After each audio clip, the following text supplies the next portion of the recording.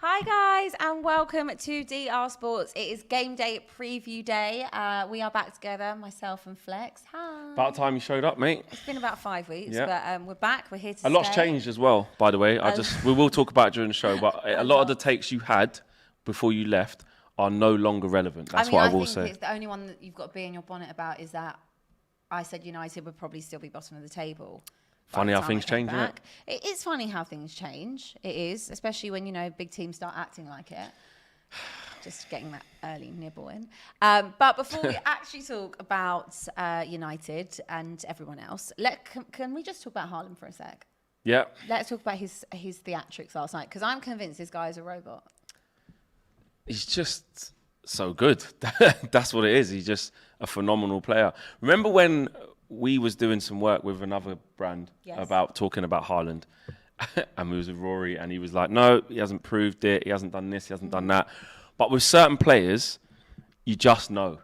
Yeah. You just know. And I think when you take into account the team he's walking into, which is just almost pretty much perfect, it was like he's just the missing. He's just like designed to be in that team, isn't he? And we're seeing exactly what a lot of us predicted, which is that actually Haaland won't even need to play well. No. He won't even really need to have many touches on the ball.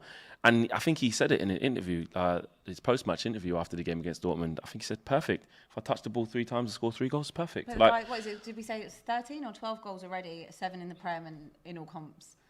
12 or 13. I mean, this guy, who can stop him? There is clearly no debate between Nunes and Haaland. I think we've officially ruled that out. Yeah, of course, 100%. Which there wasn't even a debate about it before in my eyes. I think you can see with Nunes, he's not polished. He's not as good a goal scorer as Haaland. And what people don't realise about Haaland is even though he's young, he's gone the right steps in his career. And wherever he's gone, it's prolific numbers. Yeah, I mean, he's improved in each place. Do you know what I mean? Champions League for Dortmund, prolific. In the league for Dortmund, prolific. At Salzburg, prolific. Like, he's been going up the gears. And look at how he started now. So he's already squashed the argument. He needs to be looking to break records this year. I mean, he probably will break records if he keeps going the way he's going.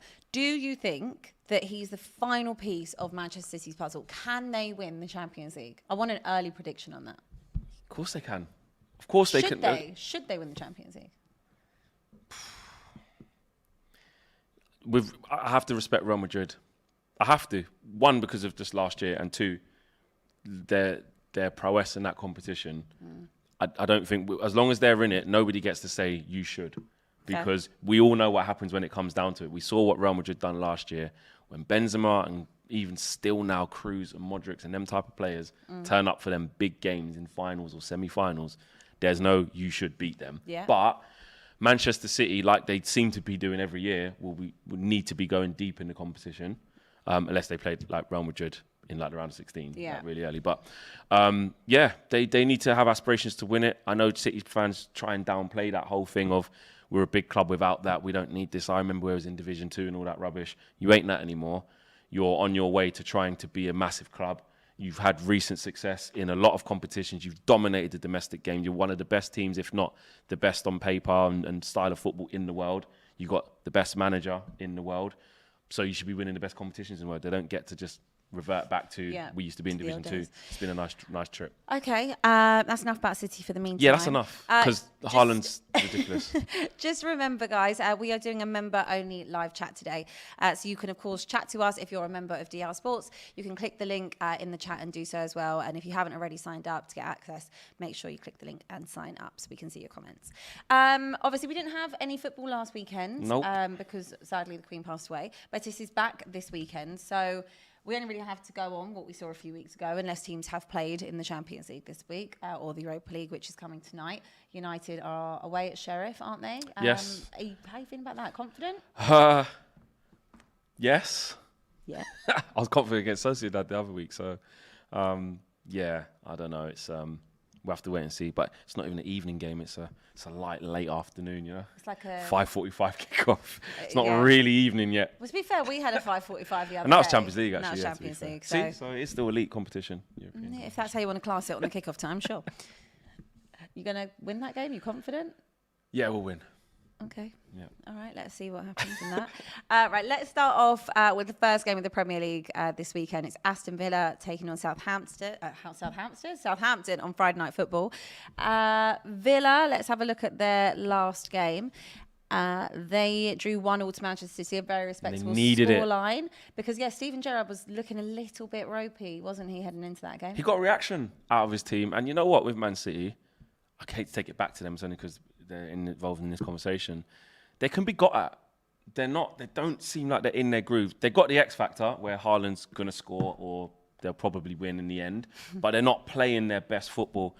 But with Steven Gerrard, he's been under pressure recently, man. You know, Villa fans getting a little bit angst. Villa fans probably feeling a little bit frustrated at the lack of consistency that the Villa squad's been showing and that Steven Gerrard showed since he's come in. So he needed a reaction, and they got robbed. They should have won that game. Yeah, they definitely had chances. But Coutinho scored, and then they ruled it out because they blew for offside before he shot, and he scored, and he wasn't offside. Instead of letting the play go, they would have seen he wasn't offside, and they would have won the game or had a chance of winning the game anyway. So, yeah, that was a good performance for Aston Villa, and they need to build on that against Southampton. Okay, and what did you make of Southampton in their last performance as I'm going to be deadly honest with you. I can't remember what game they Wolves played in. 1-0. Oh, yes, Wolves 1-0, yeah. Clearly didn't excite you very much. It's Southampton do this. Like, you just never know what you're going to get. They are literally the Forrest Gump thing with the chocolates. Like, I know it's cliche, but you literally don't know what performance they're going to put in. They can give, look what they've done to Chelsea. Yeah. It's absolutely smashed them. And I know Chelsea ain't great, but it was a big result for them. That was just after losing 1-0 against Man United. Do you know what I mean? So you never know what you're going to get, and that's Ralph Hasenhüttl, yeah. So they need to just get some consistency as well. And Wolves just signed Diego Costa as well. Yeah, I know, that is mad. Yeah, I mean, if he comes back to Prem after all them years out, just basically chilling and rips it up, something's wrong in the Prem. Do you think that's a good signing for Wolves in that you'd back him to do that or not? I'll tell you what, then the way they announced him was wicked. I didn't see the announcement. They've got had real life Wolves and that, and they interviewed Costa after. It was wicked. Oh, and Costa, I did wonder why they did that. I saw some quotes. He was saying I was actually scared, of the Wolves. Yeah. Where do you hire Wolves? They're Wolves, innit? So they probably got them, I reckon. Just sitting there. I think they got them at Molineux. Yeah. If anyone knows how to hire Wolves for an event, that's But no, Costa. Throwback to 2016 Costa and that 15 Costa. That's a big ask. But you look how Mitrovic bullies people, good in the air and stuff like that. Costa's always got it in him, but I haven't seen him play for a long time, so I don't know what he's like. I still think it's a good signing. Like, if the option's there, if the option's there, it's on a free. He's a free agent, so why not give it a punt? They need something because they haven't got a reliable goal scorer at the moment. Raul Jimenez has not been the same. Podence is not scoring as he used to. They need goals. Okay. Prediction for Villa Southampton? Villa, 2-1. Okay. Also, a Friday night kickoff, double bill, is Nottingham Forest Fulham. Forest, I think were they 2-0 up? They were 2-0 up against Bournemouth. And it came cruising. Yeah, ended up being 3-2 Bournemouth. What's your thoughts on that? Forest, I mean, I do like them. They've bought in how many players? Was it 20, 21 by the end of it? Something like that, yeah. Something like that. Do you think that's a smart thing, though? Because when you're getting so many new players in, you're kind of taking the whole... I get it for a squad depth perspective, but what was so nice about Forest when they came up, it's all kind of gone away. A lot of the players have been sold, maybe moved on, gone back off loan, etc.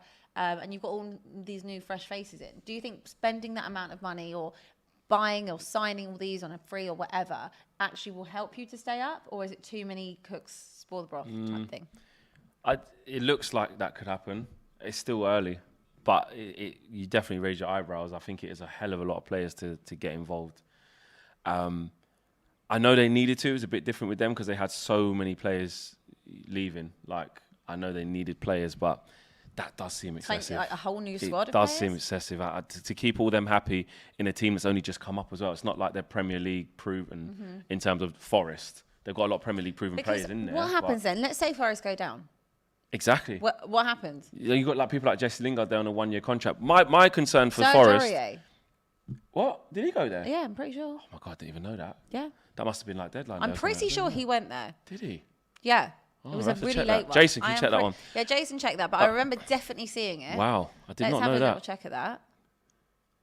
He is. Is he there? Yeah, We're he just is. checking this. Nottingham Forest. Yeah, There we it says go, it there. Forest. Yep. Nottingham Forest. Crazy. This is what I'm saying. There's like some bizarre Hasn't played players. yet. Yeah, he hasn't played yet. But like Yeah. big characters in those two, not just them particularly, but this is the type of caliber of players they've brought in. Is that constructive to Forest? On one hand, he's thinking someone like Sergio Aurier's experience. I mean, look, spent loads of time at PSG, a long time at Spurs, Villarreal last season, Lens. You know, he's been about the place. Toulouse. Like, he's an experienced player, so although at the highest level, like the Tottenham level, what you wanted, what didn't work out. For someone like Forest, no disrespect, if you can get someone like him firing, yeah, cool. You know, brought Emmanuel Dennis in. He's playing the league, done okay at Watford, that was struggling last year. So I see the thinking behind it. Dean Henderson looking like a prospect. Jesse Lingard. There's so much going on. Gibbs White. It's crazy. But this is what my concern is. You got. When the going gets tough and they're losing games upon games, which hasn't happened yet, it's early, but they're in like a relegation battle potentially, and then in that dressing room, you're looking at, you know, Jesse Lingard is here on a year's loan, high wages. He's like, this doesn't work out. I'm all right next season. Yeah. Dean Henderson is on a year's loan. Might not work out. I'm all right. I just think other players will look at that and think you're not even in it for the long run, and then you get that discontent in the dressing room. So, to answer your question, it is a concern that they've got so much. Okay. And Fulham as well. Obviously, last time out, played Spurs. They pulled one back late. They did all right. Late in the game, they pulled one back. Yeah. They had a few chances late on. Yeah. How have you found them to be so far since Competitive. Don't get an easy game off them. They definitely don't roll over. Don't roll over. Previous Fulham teams. Mitrovic has got what, 6 goals, I think. Yeah, I think something like he's doing well. They've got a way of playing under Marco Silva, which is aggressive. I was wondering at the first game of the season when they stuck it on Liverpool, was that just because it was Liverpool at home, first game of the season, or are they going to play about that intensity quite consistently? Yeah. And I think they've done that. They give a decent account of themselves. I mean, look, against Arsenal, they suffered for long periods, but still went 1-0 up. Yeah. Ended up losing, okay, because of the pressure. But again, they hung in there and made it a difficult game. So you don't get an easy game playing against Fulham. So yeah, True. I've been impressed. Been impressed with them. Okay. Prediction for that game?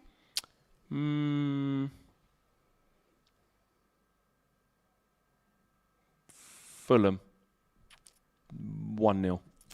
Okay, all right, I like it. We have got a chat from one of our members, one of our long-time members, isn't it? Big up to you, 10D10. He says, big up Abbi and Flex. Nick Pope to start for England. I'm not an England fan. I want England to fail, but if Pope wins England the World Cup, I wouldn't mind it, as long as Pickford doesn't win it. Must be a Liverpool fan, maybe. Or maybe just doesn't like Pickford. Maybe. Yeah. What do you think about Nick Pope? Good keeper. Solid, steady. I think because he's been at Burnley and just goes under the radar. Yeah. Because Burnley when they were in the Premier League, wasn't like a flashy team. People aren't really watch. They're synonymous with, you know, long ball football. You know, old school 4-4-2. I think he actually was a victim of that because he's a proper good keeper, man. Yeah. He's just a steady Eddie. Commands his box well. He's massive, great shot stopper, but has always been outshone by the likes of Pickford, Joe Hart. I don't even think there's much to be outshone by with I know. Pickford. I can't lie. Yes, yeah, because Pickford's a good shot stopper. I'll give him that, but he's erratic as hell. You know, he's got mistakes in him, and you don't know what he's going to do. True. Okay, let's move on to the next game. Is Wolves Manchester City. We have already briefly spoken about Wolves and City. Yeah. Anything you'd like to add on both of those? Wolves again a bit unpredictable. Bruno Lage trying to get some consistency out of them. I think that playing against Man City is like a bit of a free hit for them. You know, it's always tough going to Molineux, always tough. But Man City they haven't even hit their groove yet. They always start seasons slow. Yeah, you know what I mean? They take a little while, and then you know when City have arrived, when they start doing their 15 in a row. Yeah, 20 games in a row. Yeah. Do you know what I mean? Scorelines start getting bigger. Less draws, less 2-1s, less 1-0s, whatever. They start winning convincingly. You know when City are in their groove. Yeah. And they're not in it yet. And they're still winning games. And Haaland's still scoring goals. That's just the City thing. So I think, again, they'll get the W against Wolves as well. Scoreline? Be bold. 2-1 Man City, but Costa will score. if he starts. Don't even know if he's fit to start. I don't even know, but I'm just adding a bit of spice. Just add that in. Yeah. We've got a new member that's joined us from Rafs. Welcome. Big up. Welcome to the members club. Welcome to the club. Put your comments in, guys, if you are a member, and we will of course get to them and read them out. Right, let's have another look at who is playing this weekend. Of course, Brighton Palace is postponed. Moving on to Newcastle against Bournemouth. Last time out, Newcastle 0-0 with Crystal Palace, and Bournemouth, as we mentioned, coming back in that win 3-2 against Nottingham Forest. Bournemouth knows Scott Parker anymore. Oh yeah, I forgot he got sacked. That's happened since the last time I saw you. Yes, right? Yeah. A couple managers have gone since you last. Yeah, I know. As well. God. It's been a busy time. It has. I forgot about that. Yes, it's their first game with a new manager, right? Unknown entity, I don't even think they've made a permanent replacement yet. No, they haven't. I think it's I cannot remember his name, so apologies for that too. Because did Jason Tindall leave with him? The guy who's in charge is I think he was the under-21 coach. Right. Okay. I think. So. Yeah. So it's difficult for them to go to Newcastle. At the moment, Newcastle are doing okay. Would have been obviously disappointed with the 0-0 draw against Palace, which was a decent 0-0 actually. I think that going to Newcastle now though is really tough. Yeah, it's definitely. They are building confidence. Hard entity. They've got a good team. They look solid. Eddie Howe's got them playing well. And also, I would just touch on. I remember in the Euros last year with them, Alexander Isak. We were all saying how well he played, and I think that's a really great signing. I'm surprised that no one else came in for him. Yeah, he was linked with Arsenal for a little bit, wasn't he? But big money as well, 60-odd million. It's big money, but he's an exciting player. He's an exciting player, and if that's what you need to get things over the line, then at least they're doing it. They're building. And I know they have the funds to do it, obviously, so that does help. But yeah, Newcastle have won their last 3 Premier League games against promoted sides, so that's a pretty good run. Yeah. What do you think then? I think they'll beat Bournemouth. I think they'll beat Bournemouth 2-0. I just think the pressure that's on the caretaker manager at Bournemouth, bit of an unknown entity. There's not much stability there. I just think they'll feel the brunt of that until they get a bit of stability. But you will know football, when the pressure's off and they've got nothing to lose, they're expected to lose. They haven't got a manager. True. Shackles are off and they can maybe go and express themselves a bit more. You never know. But I just think Newcastle away, can't see it. Okay.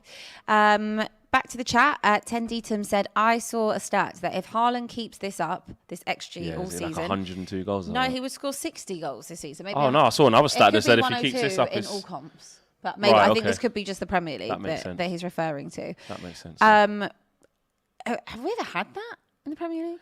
Well, Mo Salah got what? What did he get? 34? He's got the record in it in one season, I think. 32, something like that. And you just thought, wow. That's just in Prem. There's no way that in the Premier League anyone should be scoring 60 goals. No. I'm gonna go out and say he won't do that. You're gonna say he won't. I'm gonna say he won't give me score. A number. He won't score 60 Let's Premier cap League it. goals. What do you reckon the number will be? He will score 31. 31? Yeah. That was fairly low from a projection. You reckon? I just think he scored 31. Well, he's got a 10 already, hasn't he? He's got like 7. And we're I think he's double figures. I think he's double figures in the Prem in 7 games, in 6 games. Is he, Jason? Let's check that. If I'm he is, pretty sure please. he's double figures.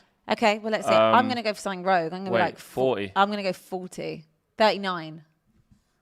39. You're right. You know what? Yeah, I need to be a bit more higher with it because it's a long season. And I think that game after the World Cup, that first game back, and he's not gone to a World Cup. Oh yeah, he's going to be fresh. Wow, that's going to be insane. 40 plus Premier League goals. That's going to be mental. You said 39? I said 39. Oh, I'll go 40 then. Okay, let's keep a track on that. Let's see how close we get. Okay, right. Let's go back to the next game and then we'll get back to the chat.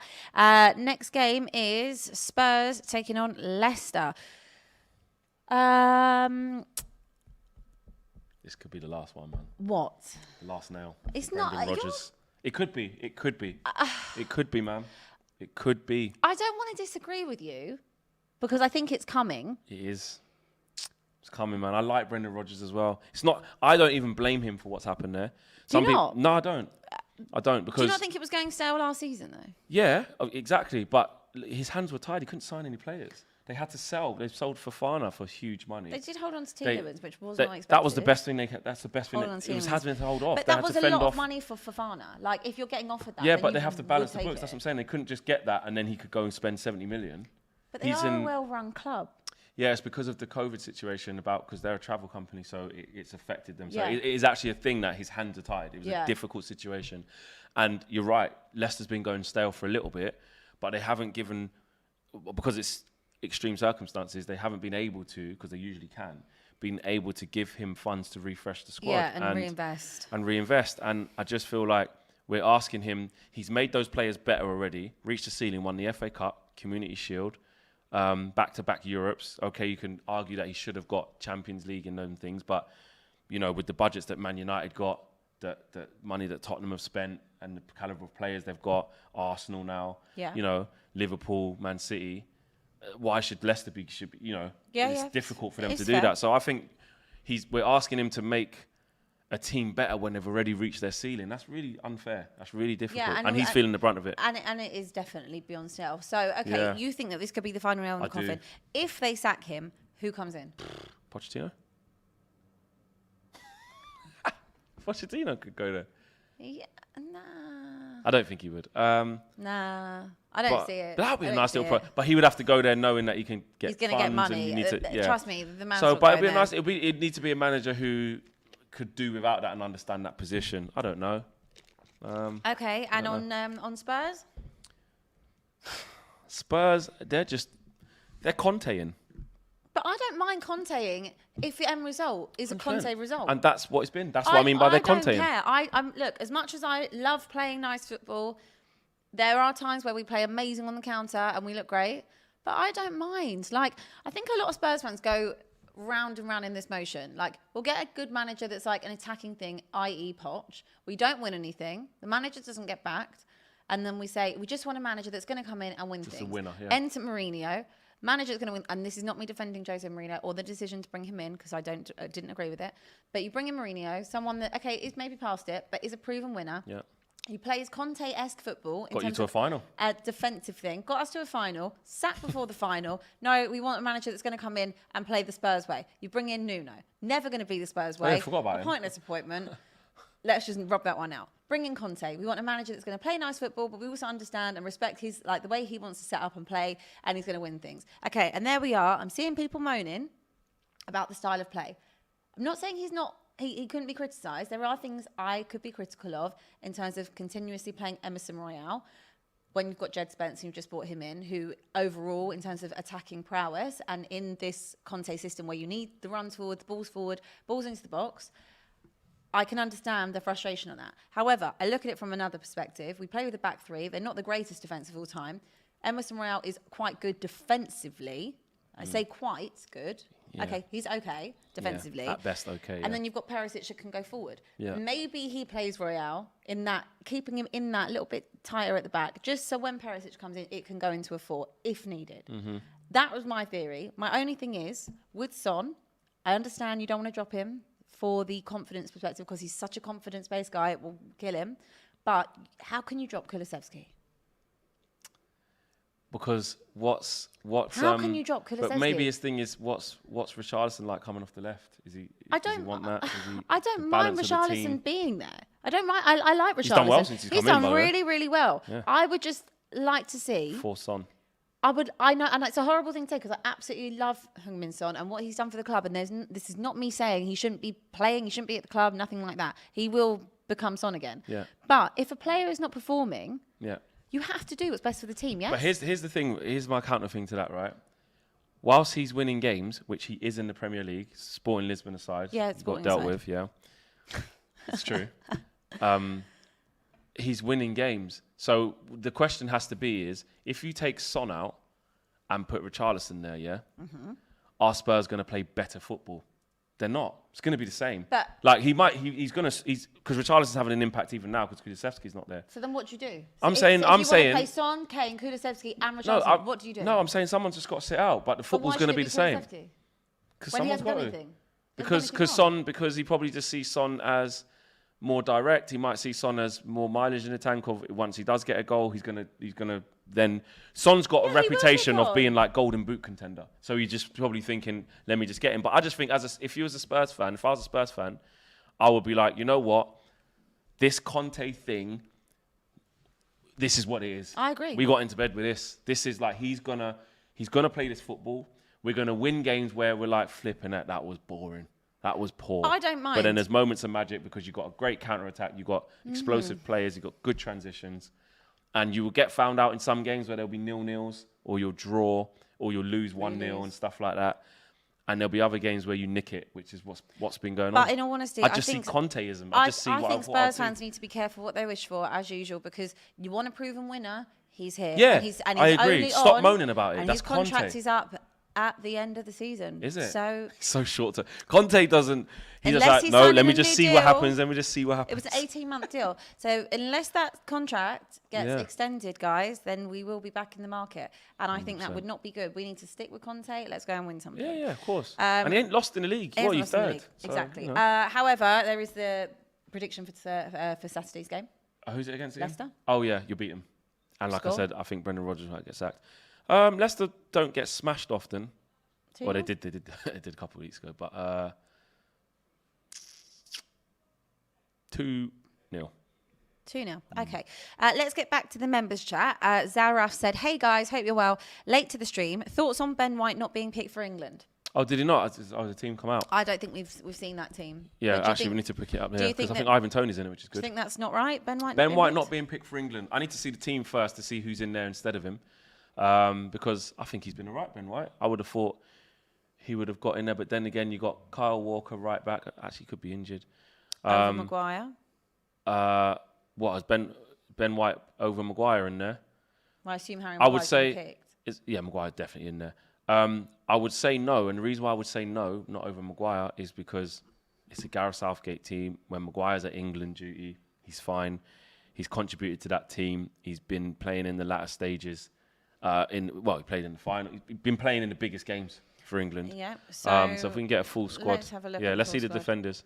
Go and run through the full squad. So first. the defenders are Trent, Ben Chilwell, Connor Cody, Eric Dyer, Mark Gahey, Reece James, Luke Shaw. Again, Luke Shaw shouldn't be in there. But then again, is there another left back there? You've got a bit of Tamori, Kieran Trippier, Stones as well, and Kyle Walker is in there. So out of all of them, you could argue Ben White could go in instead of Cody maybe? You could also argue that Calvin Phillips is in there, but has not really played for City. There you go. Yeah, exactly. There's a lot of things that can be argued, but again, it's just we'll have to see. If I was Ben White, I'd feel a little bit hard done by because he's been playing well for Arsenal. Yeah, that's a fair point. Tendidum said he's not going to jinx his team, but he feels that they are going to beat Bournemouth 17-0. Wow. Modest. Wow. He said, but I'll say a humble 2-0 Newcastle. And he's got a good odd stat for us. Bournemouth are unbeaten against non-Big Six sides this season. Have they played them? Yeah. Have they played them? Unbeaten against non-Big Six? Non-Big Six. Non-Big Six. They got smashed by City. Yeah. Okay, we'll be back to the chat in a second. Let's have a look at the rest of the weekend's fixtures. Brentford, Arsenal. Last season, that was a lovely opener. Yeah, it was a lovely opener. Brentford smashing Arsenal opening game. It's what we love to see. This time, obviously, Arsenal looked different. Arsenal have been on it. Of course, they did lose to Manchester United, didn't they, a few weeks ago? But, Brentford have looked good as well. And Brentford 5-2 last time out against Leeds. Listen, I like this game because Brentford are coming off the back of smashing Leeds. I know it was a while ago now, but if you would have seen Ivan Toney in this game, he was like prime Drogba. Possessed. The free kick he scored was like in the stanchion. He scored a nice little dink as well. Counter-attack. Keeper was kind of off his line, running back, and he dinked it in. He was flawless in that game. Bueno as well, he was good. They can give Arsenal a real good game. Arsenal coming off the back, their last Premier League game was us, actually. Yeah. Yeah, oh yeah, shit. And away at Brentford. Brentford's always exactly. So Arsenal put it right against Zurich. They had a good performance there. But obviously haven't played since, and they got to postpone tonight as well, so they won't be playing tonight against PSV. So I like this game. It'll be a tough game for Arsenal. I see a draw here for some reason. Okay, I well, like Brentford a 2-2 will give them or a something? good 1-1. Okay. Yeah. But I see a bit of an upset here. Or maybe Brentford could even nick it. I don't think it'll be plain sailing for Arsenal. Arsenal can absolutely win the game. Of course they can. And bounce back from that defeat at Old Trafford where they actually played well for large parts. Arsenal did. Just naive and we just caught them on the counter. We did a Spurs on them. Just in a bit better fashion. Because it wasn't as boring as that. We actually did all right. Oh my God, you win a few games and you're just saying. buzzing. Just saying. It's not a few, it's 4. Get as a well. life. Get a life. But I think Brentford will give them a good game. That'll be a nice game to watch, that one. I'm actually looking forward to that. When is that? That is Sunday, 12 o'clock.